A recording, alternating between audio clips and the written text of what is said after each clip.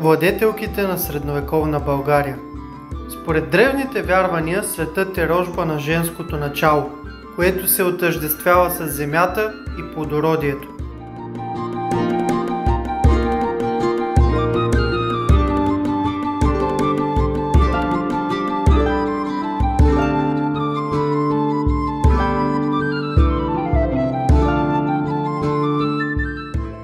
Предполага се, че облеклото на праисторическите ни предци е било изработвано преди всичко от жените, чиято грижа за здравето и добрия външен вид на семейството датира още от онези далечни времена.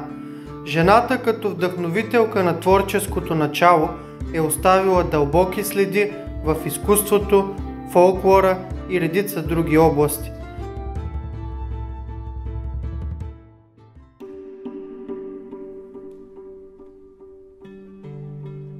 Владетелките на българите, живели преди векове в Плиска, Велики Преслав, Охрид, Търново, бранят държавната власт, престола за своите деца и смело се включват в политиката.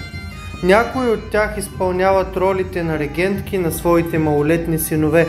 Несъмнено траен отпечатък в българската история са оставили ярките фигури на Мария, съпругата на Иван Владислав, Анна Неда, вдовицата на Михаил III Шишман Асен, загадъчната куманка Анна, съпруга на Калоян и Борил.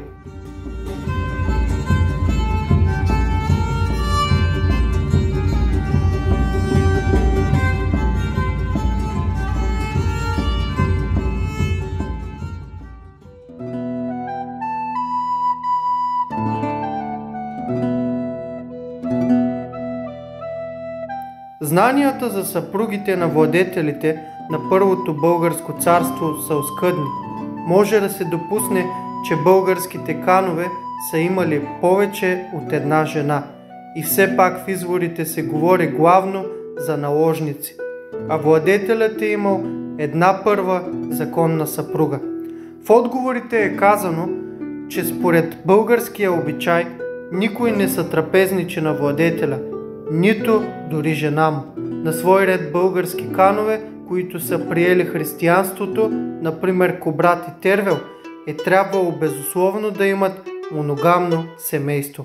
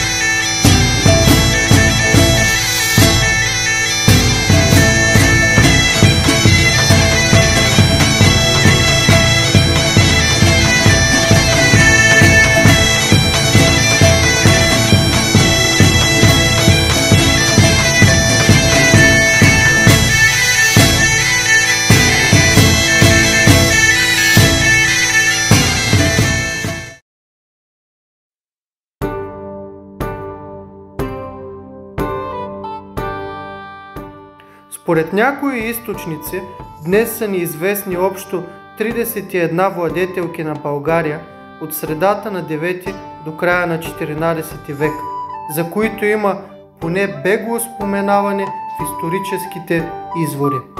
Най-често срещаните имена на първите дами от този период са Мария, самостоятелно или като едно от две лични имена.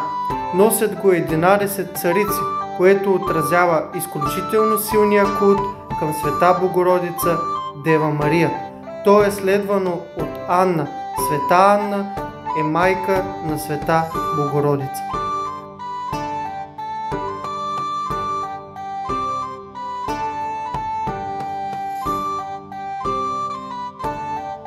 Всяка българка от царския дворец до бедния селски дом със сламен покрив без съмнение е била първата дама за своите съпруг, деца и внуци. Разнородни и откъслични са фактите, които дават представа за живота на обикновените български жени, крепителки на семейство и дом, опора на своите мъже, възпитателки на децата. Те представляват жизнената нишка на България от миналото към бъдещето.